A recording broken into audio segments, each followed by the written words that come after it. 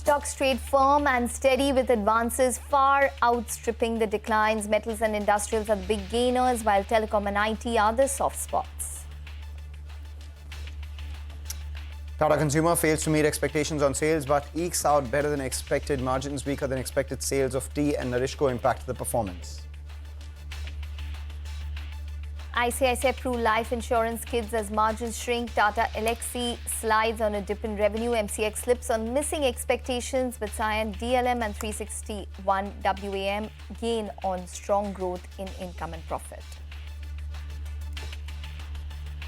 Tesla posts a sharp drop in revenue and profit, but looks to get back on track by accelerating the launch of their low-cost models by venturing into new markets. The stock surges 13% in after-hours trade on Wall Street.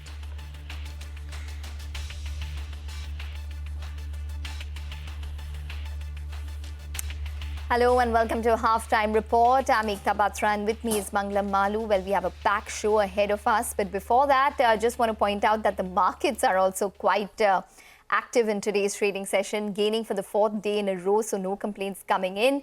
In fact, it is a broad rally across the global markets, which has really aided in terms of sentiment for us today as well. Remember, the UK FTSE was at a fresh record high. We have the manufacturing data from the US, which was weaker than expected, so that's fueled hopes for a Fed rate cut. But nonetheless, the India VIX has also gained a little, it's up around 2.5% after that huge slide that we saw yesterday. And remember, this comes ahead of elections as well, election results rather. So that would be an important point to note. Mid-cap index still doing well, up around 3.8% on a month-to-date basis. So it seems as though the statistics continue.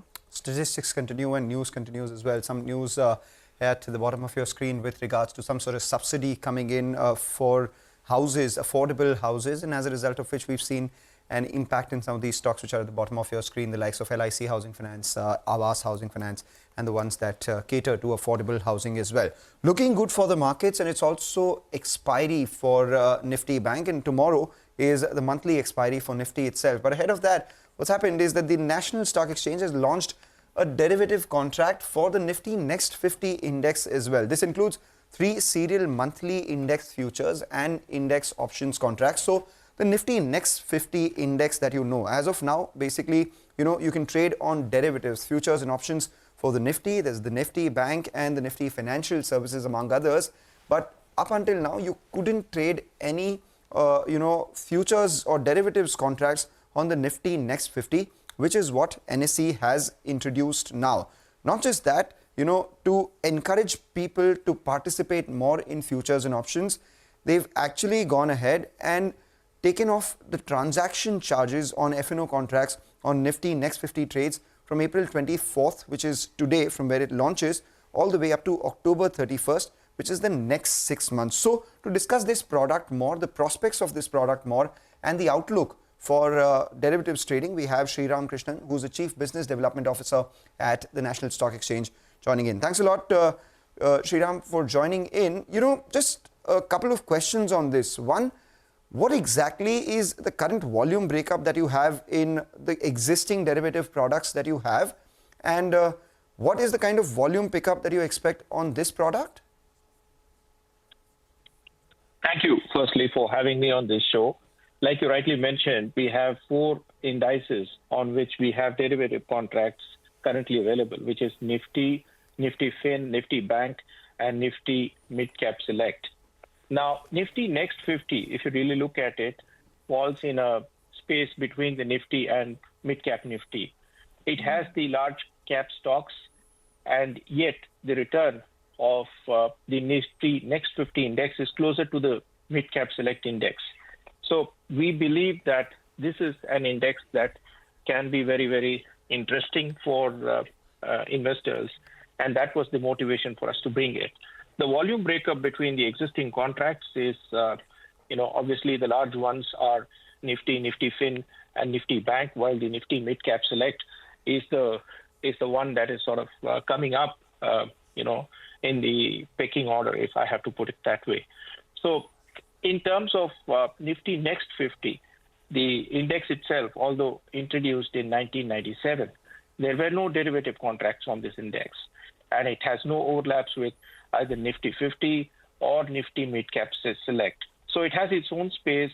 It has a bunch of emerging leaders who are in the growth phase, if I can put it that way. So it's an interesting index that can be very, very valuable in the longer term. Okay. Sriram, hi. Welcome to the show. There is enough F&O volume now. What was the reason to waive off charges? Well, as a matter of operating practice, whenever we have launched a new derivatives contract, we have always had a transaction charges waiver for the initial 6 months. We've had this with all the previous contracts as well. So this is not something new that we are attempting per se. It's in continuation of the existing convention. All right. Are you likely to introduce weekly options in the Nifty Next 50 as well? Because like you said, there are 4 indices which are already available for trade, and all 4 of them have their own weekly counterparts for expiry as well. So is there a possibility that there could be a weekly options product here? At this time, we have the approval from the regulators for the monthly expiry, which is what we have introduced. If and when we have the approval for the weekly expiry, we can look at introducing the weekly expiries as well. Okay.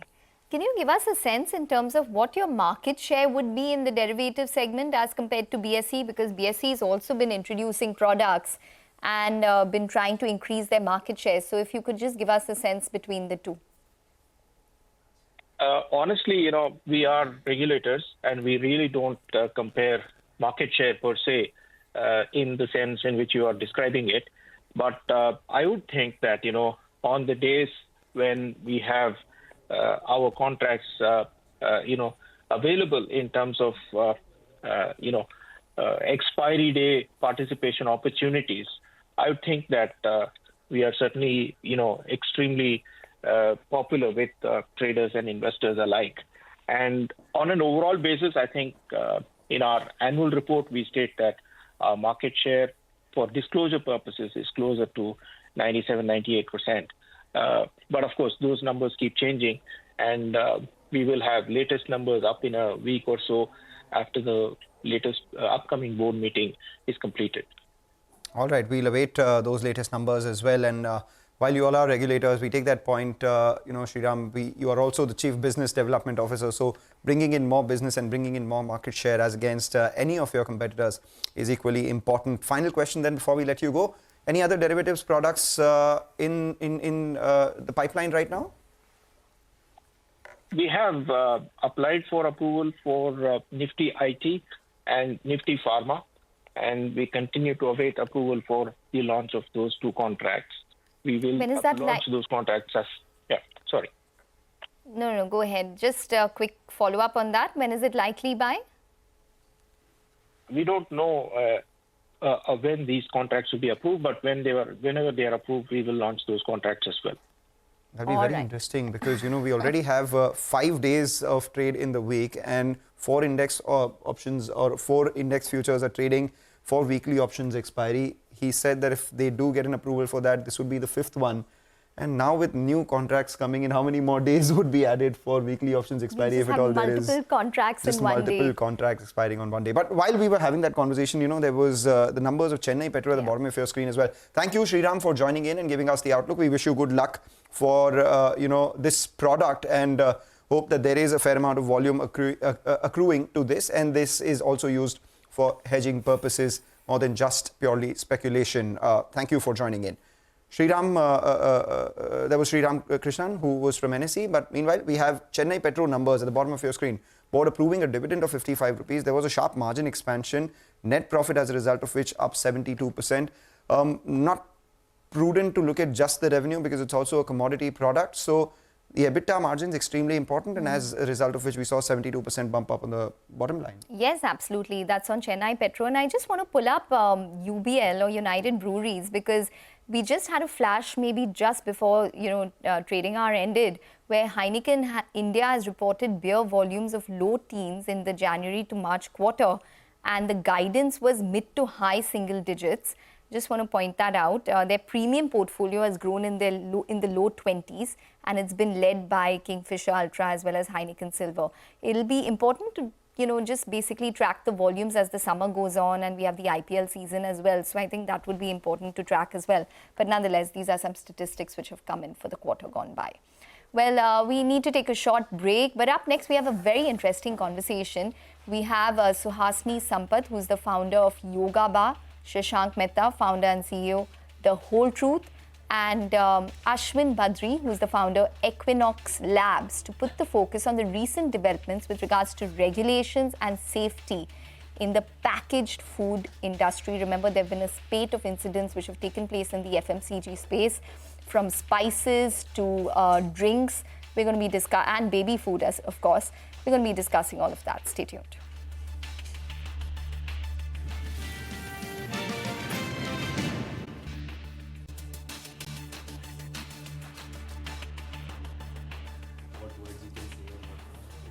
You're watching us here on Halftime Report on CNBC-TV18. Well, the market's doing what the markets are. A 100-point uptick on the Nifty, around 300 points on the sensex, the mid-caps and the bank Nifty. No problems as well. But what the concern is right now, an increasing concern lately, is about food. The packaged food that you eat, is it safe or not? And it all emanated from a recent report that came in on account of presence of added sugar in infant food. Thereafter, there is a lot of activism which has taken place online, and consumer awareness which is up as well. Speaking of added sugar and unhealthy products in so-called healthy drinks like Bonvita, Horlicks, etc., all of that. And most recently, we got some news coming in from regulators in both Hong Kong and Singapore against some of our spice makers too. So we just thought it's best to discuss more on the regulations, safety, and get an answer on whether packaged food is safe in India or not, and what are Indian regulations versus the world, clean labeling, all these factors. We have a very interesting panel to discuss with all of us today. We have Suhasini Sampath, who's the founder of Yoga Bar, which sold to ITC. She's joining us virtually, and in our studio we have Shashank Mehta, who's the founder and CEO of The Whole Truth Foods, and Ashwin Badri, who's the founder of Equinox Labs, a laboratory that tests food products, works with both regulators and consumer companies as well. Thanks a lot, lady and gentlemen, for joining in. The first question really is, what is really the reason for companies to not put clean items in their food? Because why would any company want to, put things which are not good for people in their products? Morally, this is just, not a question that one should be taking. And at the same time, the regulators, what's good for you versus what's legal? There is a bit of a dissonance out there, right? So what are your thoughts on this, Shashank? Well, I'd start by saying that India is a very large, complex market, and as we keep saying, it's a very price conscious, also low price market. A very large volume of packaged food is sold under the price point of say rupees 10 or 20, right? So a large part of the reason of using chemicals, preservatives, etc. lies A, in price, and B, in wide distribution, because we have over 1 crore kirana outlets in rural areas where stock has to reach and sell from. So you need shelf life for 15 months, 20 months, and you need a price of 10 rupees. Achieving that with real food is really, really tough. And chemicals become the answer to doing that, to preservation, to reducing price. You don't want to put real blueberries, put blueberry flavor in your food. You don't want to use real cocoa, put chocolate flavor in your food. So I think that's primarily the reason why companies use chemicals in their food. Okay. Well, Ashwin, I'm going to get you in on this because it's very interesting in terms of what's happened with the entire spices issue. It's not the first time that Everest and MDH have been in the dock. They have been pulled up by the US FDA for, the possibility of salmonella containing substances in their spices, and now they've been pulled up by Hong Kong and Singapore as well. What do you think went wrong in the supply chain? Do you think that it was the process that went wrong and it was an oversight? Or do you think that they need to pull up their socks and something is definitely going wrong in the supply chain? So in the current issue of ETO or ethylene oxide, the challenge is ethylene oxide is it's a substance that's used for sterilization of spices. Until there is no ban on it, it's going to continue to be used because it's very cost effective, right? The problem with ethylene oxide is if it's not treated properly, remnants of it can stay in the product, which is exactly what happened this time. So this is not the first container of spices that has gone abroad with ethylene oxide. Till now, tens of thousands of containers have gone. Either nobody has checked it or they were okay. This time, somebody did check it and they were not okay. But I think it's beyond permissible limits. It is beyond permissible because limits. Singapore, Hong Kong do allow it for use in pesticides. Correct. But obviously they went beyond that limit. Correct. So now what happens with something like ETO? In this case, I will be honest, I won't blame the brand, because let's say I'm the brand, right? I supplied something, now there's a third party that's doing my ETO for me. And then it's getting supplied to you in a different country. Now, the responsible thing to do would be, I need to double check and see, is the level there or not? But now since you're giving it to a third party, you're assuming that they are doing what they're supposed to do, right? So in this case, a lot of weightage will fall back on the third party, but I think it also falls in the regulators, that what regulations are allowed. The penalties for this have to be a little harsher. The enforcement of the law has to be a little better, right? Because today, if I am the guy doing ETO treatment and nobody's catching my neck, why would I spend money on testing and checking and things that way? I'll just do what I have to do it fast, do it quick. And many a times the challenge comes, jaldi karo, container has to go, or instead of doing it for X amount of time, you do it faster. Processes are not controlled. Now, when processes don't get controlled, things can go wrong. All right, makes sense. Let's welcome Suhasini as well. Suhasini, I just wanted your thoughts on the entire regulatory space itself. Ashwin said that regulations have to be harsher, punishments have to be stricter, checks have to be harder as well. Well, it seems good in spirit, but in letter, usually this can also be used to, threaten a lot of people who are there in the packaged food industry. What do you make of your experience with the regulators so far in India? At the same time, there is a dissonance between regulatory standards for India versus a lot other countries as well. Where do you think we move from here? So, thanks for having me over, Mangalam. And I see this issue as slightly different, to what most people would actually kind of consider as where the regulators are going wrong. I think there are three issues primarily. One is misleading advertisement. And I think you need to have a stronger body that kind of controls what we are advertising to our consumers. The role of state is always going to be to protect the interests of the consumer, right? So just like you have, a board that looks at films, you need to look at what are companies telling their consumers. Can a company actually call itself a healthy product? What are the laws and regulations between calling somebody a healthy product, right? Like, for example, in the US, you had something called, a product could only be smart snack approved. So it's healthy for a child if it has less than 20% sugar, it has more than 30% protein. I think those regulations need to be ironed out. I don't think where large companies are going wrong is what they're showing in the nutrition label or in their ingredients. I think those regulations are uniform all across the world. I think where things need to be tighter is how are you advertising? Is there a sort of censor board to what companies can actually tell consumers, right?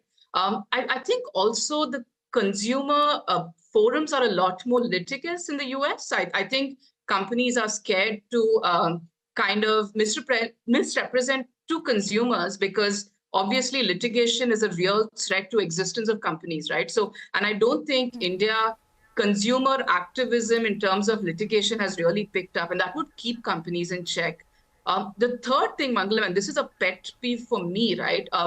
I don't think certain substances should be allowed on the label. I don't think the problem is what is shown on the label. And I think the larger problem is what is being allowed. Like very recently, there was the largest breakfast cereal manufacturer who used a preservative that is cancerous, right? What is not good for the rest of the world is not good for India. So I feel the regulations need to be tighter on actually three things. What is being advertised? What are we defining as health norms and what people can term as health? And third, what are the things that you will definitely keep out of a label? I think if we have some stronger framework around these three things, we will see consumers actually benefit in the long term. Well, Shashank, I just want to take that point forward because the fact is that we don't have consumer activism. If you see the US, we have consumer activism against all the products which could have a possible human carcinogen. Yeah. Here, there are reports of ghee being contaminated, possibly honey, bread, sanitary pads. The list goes on, and it just it's reported, but there's no active steps taken to reform that. Yeah. So from that perspective, do you think that there needs to be an overhaul in the domestic FMCG market when it comes to regulations and when it comes to, forget consumer activism, regulations to ensure there is stricter norms followed? Actually, I want to also, first empathize with the FSSAI. Think of the challenge that they have on their hand, right? We are a country of over 1 crore food sellers, from street vendors to big companies. And it's a country where in rural India, the problem is of undernourishment.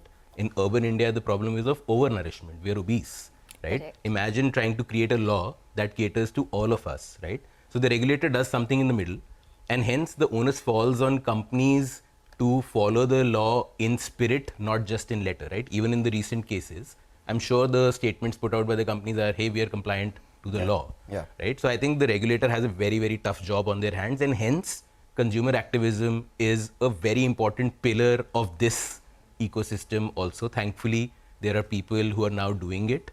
But I think companies, especially the ones who are saying that we are catering to urban India, to new age India, also need to take the onus to follow the law in spirit, not just in letter. But do you think there should be an overhaul in regulations, make it stricter? Yes, I agree. There should be. And we should break it down into, in the recent reports that we've seen, the protein powder report was about blatant lying, right? Like there are people who are saying it has 24 grams, but it has 15. That's blatant lying. And that should get caught through harsher regulations for sure, right? But then there is the infant cereal report, which is of double standards, right?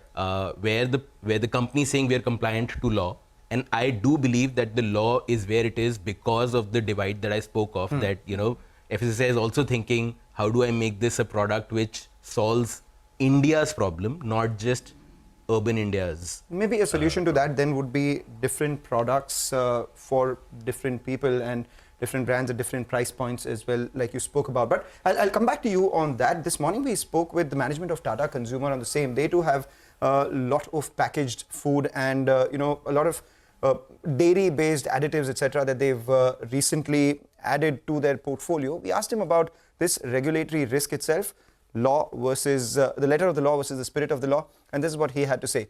We'll listen into Sunil D'Souza and we'll come back to our discussion here.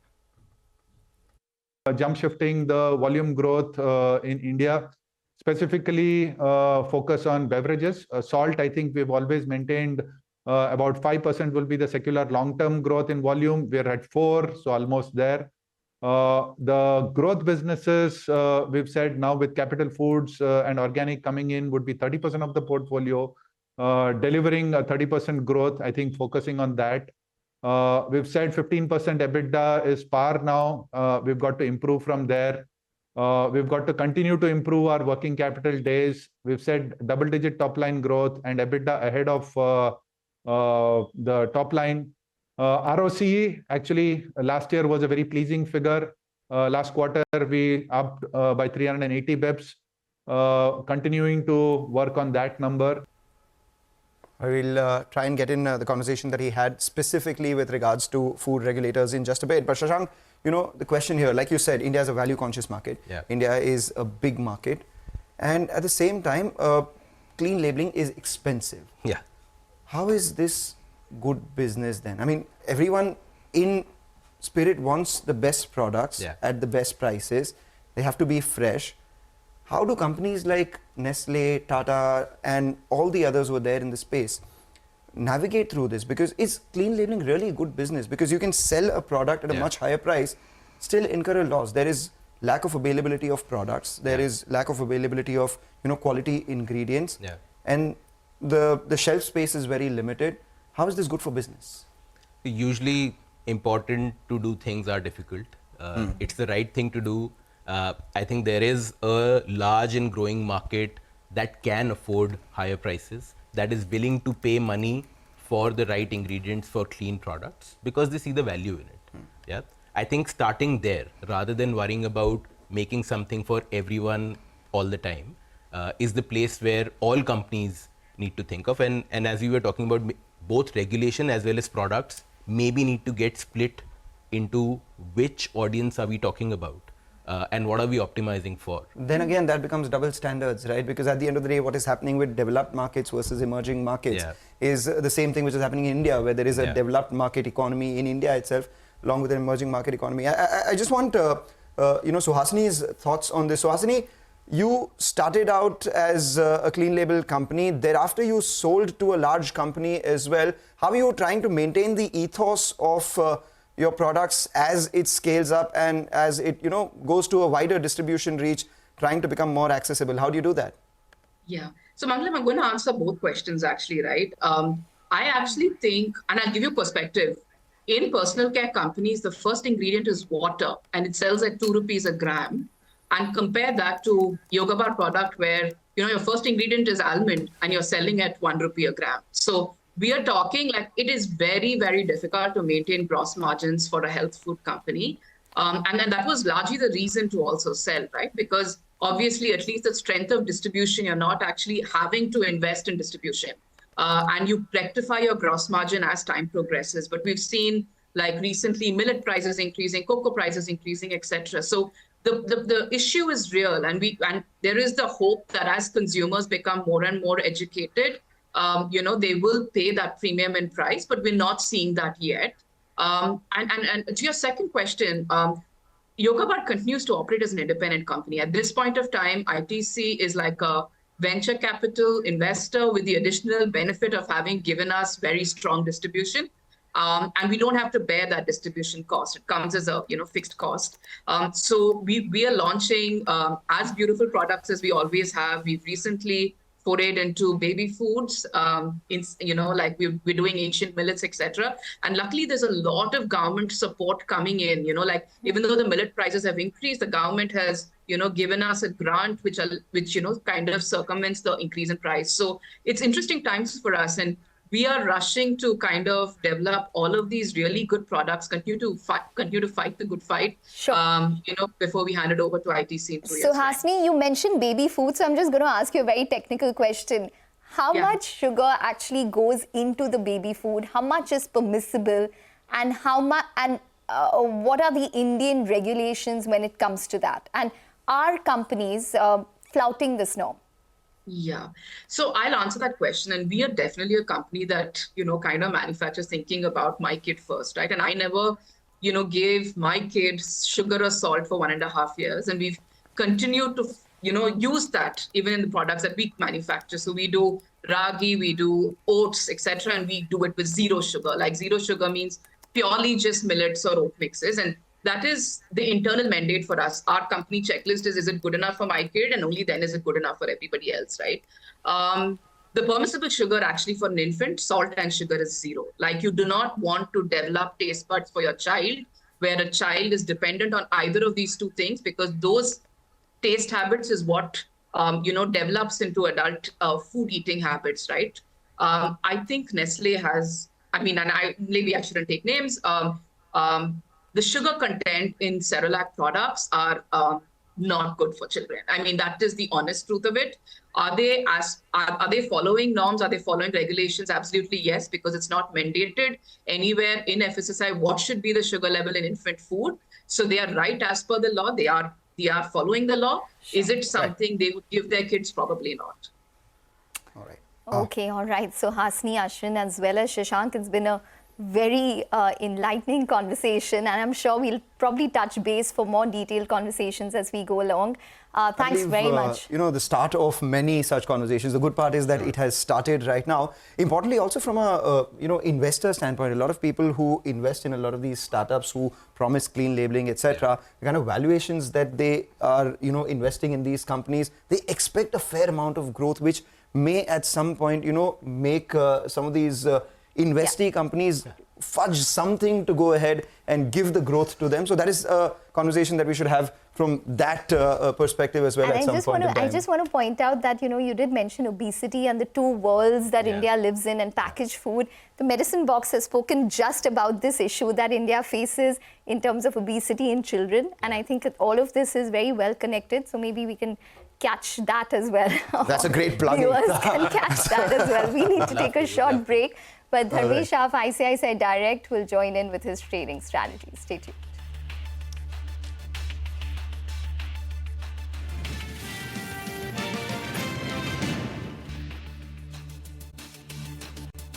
The Nifty is still holding up with gains of about 85 points. We're seeing Bajaj Finance, which is the stock which has moved higher to the high point of trade. And along with that, we have Kotak Mahindra Bank from the broader markets as well. Rather frontline space doing extremely well at the high point of trade for Kotak Mahindra Bank. Though a little bit of, a decline is what we've seen from the highs for HDFC Bank. Good time to get in a technical check on the market ahead of the Nifty Bank weekly options expiry. We have Dharmesh Shah joining in. Dharmesh, your thoughts on the way the market is likely to be from here on? It's Nifty Bank weekly options expiry. Tomorrow is the monthly expiry for the Nifty as well. Good afternoon, Bangla. Yes, definitely. I think so. We remain to be positive for the market, and we believe, I think so, most of the negative news seems to be getting priced in. If you look at the India, which yesterday we have seen a cut of 20% in a single day. I think so. That's really giving us an indication that there is something that this seems to be receding in terms of geopolitical tensions. And going ahead, we believe, I think so, market should be looking for a target of challenge the life high, which is around 22,800. Which believe, I think so, to talk about a bigger picture, I think so 23,400, which we recently came out with the report, is likely target by the May end. So overall, I think so, outlook for the market, it looks like, I think so, if you look at the market bet, I think so the percentage of stocks which are trading for 50-day moving average during this current panic situation, it was around 55%, which seems to be improving towards 70 to 75%. So overall market bet supported by mid caps and the small caps, which are almost making a new high, it's clearly indicating it's a more of a broad-based participation in the market. So we remain to be positive for the market. Near-term target to talk for 22,800, but to talk for bigger picture in terms of till the month of May, we likely to see a target of 23,400 for the Nifty. Okay, all right. We're going to leave it on that note, Dharmesh. He has his stocks as well. Okay, yeah. What about your stock picks? Yeah, as far as stocks recommendations are concerned, yes, we remain to be positive for State Bank of India. Okay. Banking sector looks positive from the current levels where we believe, I think so, Bank Nifty should be heading towards a target of 49,500, where PSU banks, inside the PSU banks, SBI remains to be a top pick. If you look at the State Bank of India, the recent correction seems to be giving a good opportunity buying, and the stock seems to be taking a multiple support at 50-day EMA in the last 6 months. So we believe, I think so, SBI remains to be a top pick, keeping a stop loss of 730. One can look for a target of around 838 for State Bank of India. Second stock which we like is inside the metal space. We remain to be positive on Jindal Steel and Power. Again, the stock seems to be coming out of a long consolidation breakout. I would say almost 13 years of long consolidation breakout happening for Jindal Steel and Power, which looks more positive from the current levels, looks for a target of around 1,050, keeping a stop loss of around 848. So overall, I think the Jindal Steel and Power and SBI remains to be a top pick at the current levels. Okay, all right, Dharmesh, we're going to leave it on that note. Thanks very much for joining in and speaking with us. So that's on the technicals. We need to take a short break, but here's a programming note for our viewers. As Friday special offering, Editors Roundtable is now coming at a new time. Catch the biggest market headlines of the week with expert analysis from market veterans and our editors every Friday, now at 3:30 p.m. Don't forget to tune in. That's all the time. We'll take a short break and we'll be back. Stay tuned.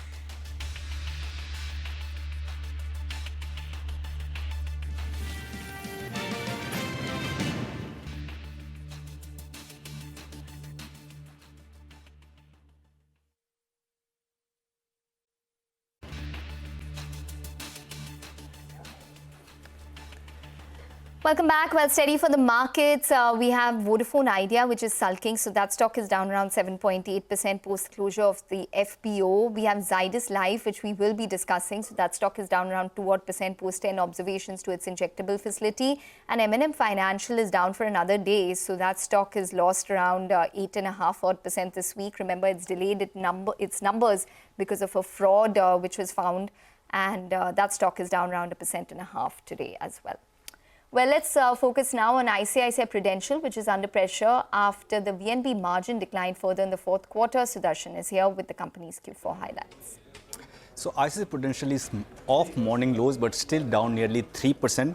Company has reported a decline in VNB margin, and it's because of two reasons. First, it saw a dip in non-par business, non-par, that is non-participating insurance policy, and the second reason is it saw change in commission structure for the agency channel. But now company expects no further change in commissions. It says competitive non-par business might see a change of trajectory here on. Talking about the numbers, VNB has fallen 26% year-on-year to rupees 776 crore, and VNB margin was lower both sequentially and year-on-year. For Q4, VNB margin was 21.5% against 32% year-on-year and against 22.9% sequentially. In the con call, company say it will now focus on actual VNB growth going forward, and as per the company, FY24 was a transition year and expects rates to be more normalized for FY25. Talking about the brokerage's views on ICICI Prudential, Macquarie has a neutral call with a target of 540 per share. It says company's last choice in the pecking order, and VNB decline is driven by higher than expected decline in margin. It estimates VNB margin of 11% CAGR over FY24-26. UBS too has a neutral call with a target of rupees 640 per share. It says retail protection continued to grow strongly. Jefferies is bullish on the stock. It has a buy rating and it has increased target to rupees 680 per share. It says VNB missed estimates due to fall in margin, and margin fall offsets healthy premium growth, and it expects growth to improve from FY25. All right, Sudarshan, thanks a lot for that. 360 ONE Wealth Asset Management Company, or WAM, is the other one which is surging in trade post its numbers. A good set coming in, Vamakshi. Well, absolutely, Mangalam. A good set coming in from the company, and in fact much better than what the street was penciling in. When we look at the total AUM, that has seen an uptick of almost 3% sequentially to 4.66 lakh crore. The yields on both the AUMs, ARR as well as TBRs, have improved, but the improvement in yield for the TBR AUM is much higher. Resultantly, we're seeing a 31% sequential rise in the revenue, and this rise is being largely driven by the transaction and brokerage income, which has surged by almost 114% sequentially. When we talk about the cost to income ratio, that has also improved marginally by around 50 basis points to 52.4%. Operating profit resultantly has come in higher at 32% sequentially, and net profit has managed to rise by almost 24%. We have a couple of brokerage notes coming in on the counter. Jeffrey says that the wealth business is in the fast lane. The yields are improving for this business. The costs are currently elevated, but AUM scale up by newly added teams should actually bring down the cost to income ratio going ahead. And this in turn is expected to drive the PBT CAGR of almost 20% from FY24 to 27. So given those factors, Jefferies has gone ahead, maintained a buy rating, but raised its target price to 930 rupees per share. We also have another note coming in from Citi, and they say that the active fresh flows remain quite strong, and the management has guided for nearly 25 to 30% of recurring flows from new strategies over the medium term. So given those factors, Citi also has a buy call with a target price of 850 rupees per share. Okay, all right, Vamakshi, thanks very much for that. Now, Cyan DLM is also in focus. The company is higher after the stock is high after the company reported a good set of fourth quarter numbers. Net profit zoomed 80%, while revenue saw a jump of around 30% on an annual basis. Earlier today, we did speak to Srinivas Kulkarni, the CFO of the company, to discuss the numbers. Listen in. The margins will improve from where we are currently on a full year basis. Right, we have certain levers for the margins in terms of better absorptions coming from the growth itself. Our SGA is optimized today. I don't think we will further invest in the indirect costs at this point in time. With respect to the ROC, we are currently operating around 11%, and we hope to get to about 15% in the short run and about 25% in a steady state. We are working on several large pipelines and opportunities which are likely to get converted in the coming quarters. Right, and the lumpiness is there. I think some of these orders for 2 years. So till as you consume the orders, you will see the net order book going down, but then you will also get a large order at the end of that tenure. So some of that plays in as well. But from the sales pipeline perspective, we're very confident of growing our order book in the coming quarters. Pipeline is in excess of $1 billion right now, what we are chasing, right, in terms of opportunities. Of course, in EMS, you should also realize that the sales cycles tend to be quite long. We have both the import and export dependency on Israel, and none of that has actually adversely impacted at all. right? The other aspect of this is the defense business is growing, so it's also a manifestation of what's going on around the world today, right? So we do see there's no impact basically of that situation. Few conversations there in the range. See, our sweet spot would be between $50 to $100 million, right? I think if something is in that size, it would augur well. The criteria for us to acquire is to sort of enhance capabilities, get some geographic expansion because some of our clients are outside of India and they prefer proximity, etc. And those are the real drivers for us to sort of make the acquisition. All right. With that, we'll step into a short break. On the other side, we'll get speaking on the markets, some earnings which are expected. Talk about a lot of individual stocks as well. Stay tuned.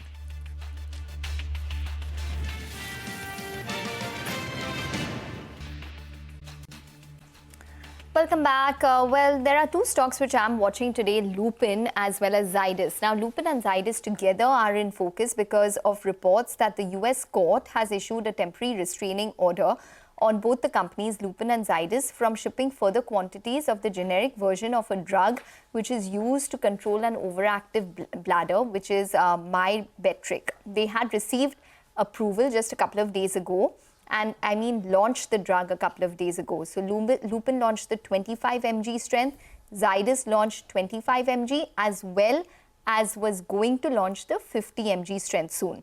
Lupin had indicated in their press release that the sales of the 25 mg version is as much as $1 billion, and hence the street was quite optimistic that there could be a limited competition opportunity and it could see upside for both Lupin and Zydus.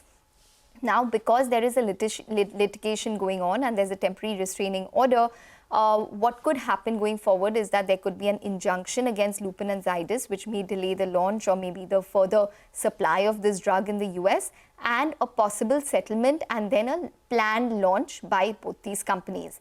Now, Elara has written on it. They say that the temporary restraining order came after the shipment of certain launch quantities, which should last these companies around 2 to 3 months in terms of sales in the US. They don't see immediate impact in terms of expected sales from either company because they've already launched and they've already shipped inventory worth around 2 to 3 months. It's quite likely that the court will even lift the temporary restraining order according to them, and hence they would then continue with their sales. They estimate Lupin sales from the drug at around $35 to $40 million and for Zydus at around $60 to $70 million. Now for Zydus, it is additionally in focus because its injectable facility in Gujarat got inspected by the US FDA and was issued 10 observations, and hence that stock is lower by around 2.5% on the back of this. But Manglam, you're watching HUL numbers today. Numbers likely towards the dying minutes of today's trading session or just after close. The key expectations for HUL, remember, are just like the stock, absolutely flat this time around. Why are we expecting not much from HUL this time? Because, on the macro front, there has been weakness, no change really in consumer sentiment. Rural is still under pressure.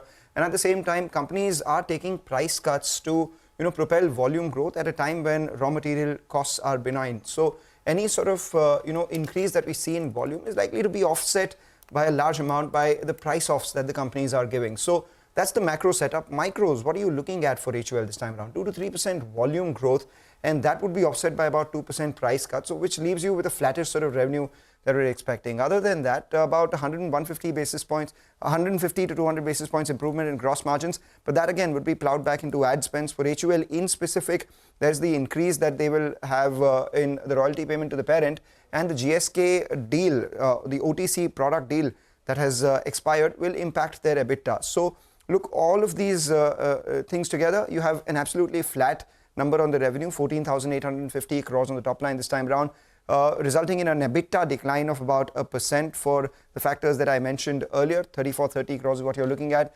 margins around the 23%, and the net profit declines by about 4.8%. More than anything else, it's the management commentary on demand revival that I'll be watching out for very crucially this time around. Okay, all right, Manglam, thanks very much for that. That's on HUL. We need to take a short break, but Manisha Gupta is going to join in. She has with her Carlos Mera of Rabobank. Stay tuned.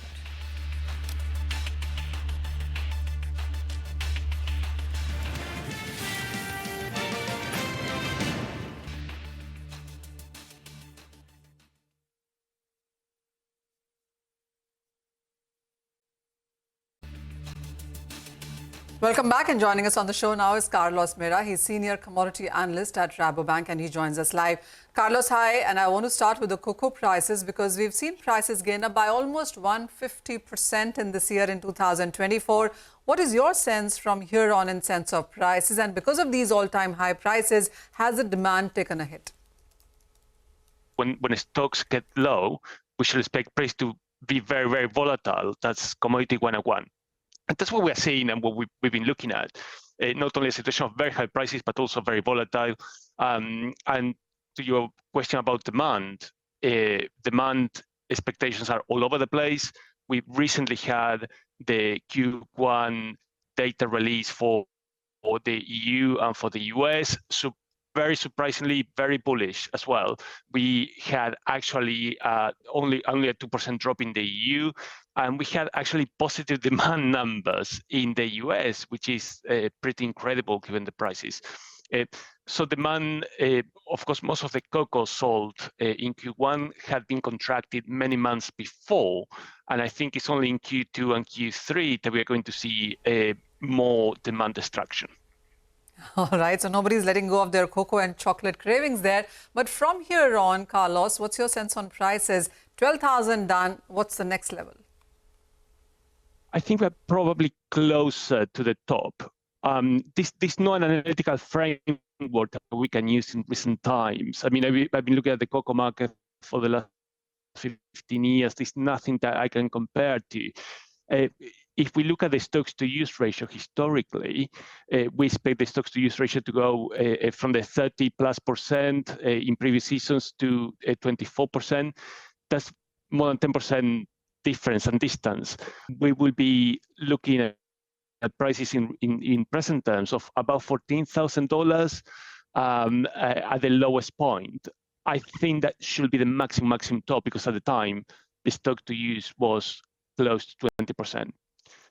So I don't think cocoa prices can go much higher than they are today. That's good to know.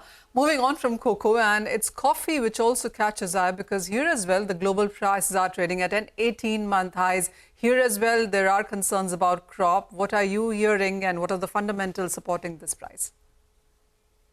The coffee rally has been fueled by funds, and it's probably the same funds that have been taking profits in the cocoa market throughout 2024 that they've been looking at a potential rally in coffee. The coffee rally study on the Robusta side, Vietnam, the Vietnam internal domestic market is very, very tight. Vietnam is the largest producer of Robusta, and domestic prices are very, very strong. We see record high differentials. And that, of course, was exacerbated by the disruption in the Red Sea, which disrupted the flow from the largest Robusta producer. Indonesia is number 3 Robusta producer into Europe. So very tight situation in Robustas.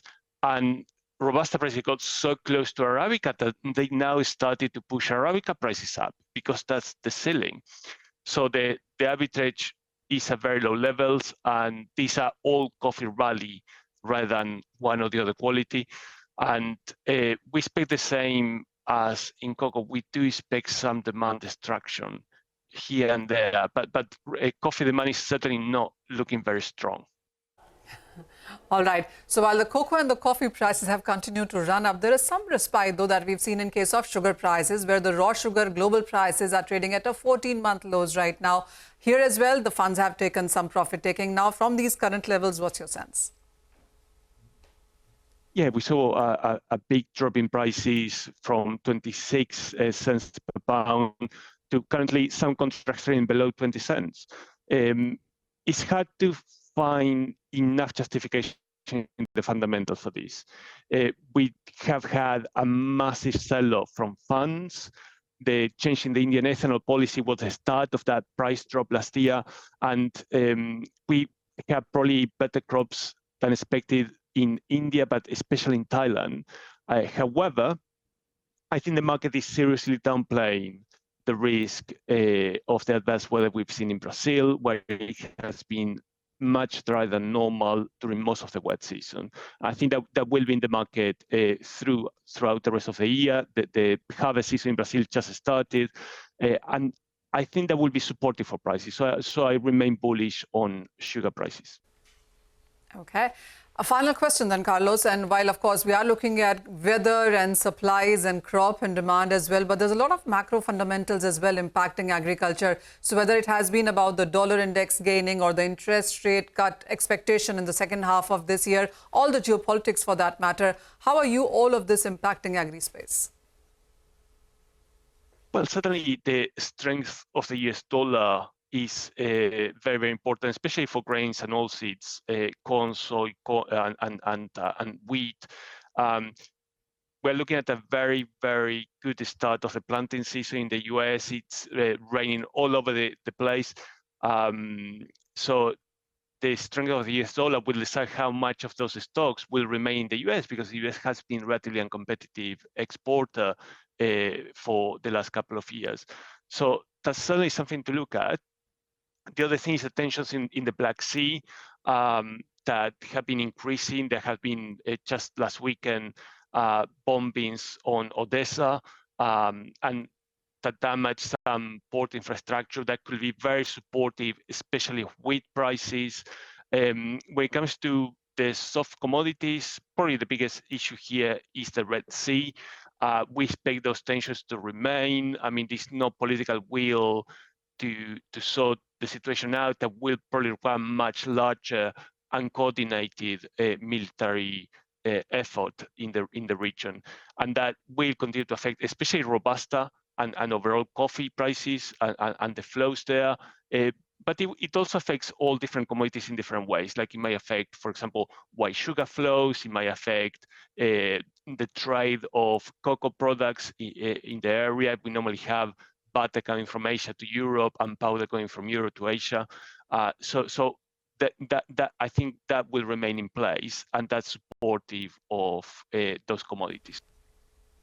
All right, so the cocoa, coffee and the sugar prices can gain from here. One, there is supply disruption, the demand seems good. And then on the other side, because of the Red Sea and geopolitics, we also are looking at the freight rates going higher and the travel time also trading on the higher side. And that could support all of those commodities. Thank you, Carlos, so much for joining us with that sense. But with that, it's wrap on Halftime Report. Business Lunch will take all the action ahead.